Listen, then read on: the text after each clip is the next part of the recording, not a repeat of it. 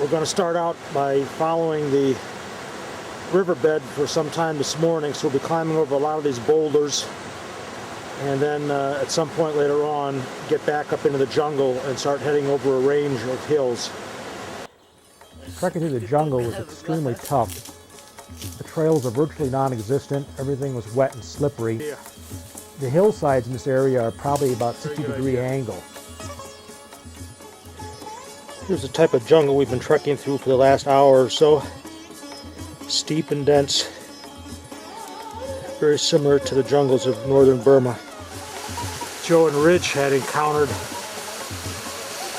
and they had to climb up on the ledge and come back around in order to avoid it. Very steep, rocky gorge.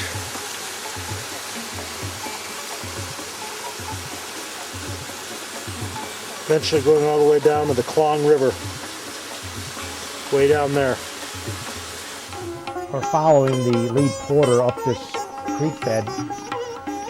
He claims to have visited a wreck site up there with his grandfather many years previous, and he's doing his best to recollect the route back to that wreck site.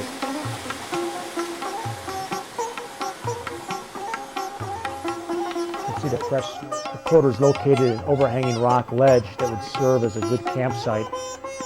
They lean some logs and other wooden debris against that rock ledge to create a windbreak. They've got one fire going underneath the ledge that'll be keeping them warm during the night, and then they have a cook fire outside. Here we are the next morning. We left early.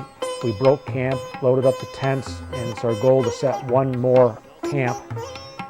The high camp is anticipated to be on the south slope of the mountain, probably around 13,000 foot. I took over the lead, breaking trail on the snow traverses in the hopes that it would make it easier on the porters and they wouldn't quit on me. As it is, though, they were falling further and further behind, mainly because of the lack of proper footwear and clothing. By mid-morning, they were threatening to quit, turn around and go back to the last campsite and take the tents with them. At that point, I was faced with a decision of either abandoning the expedition or coming up with a way to save it the following day.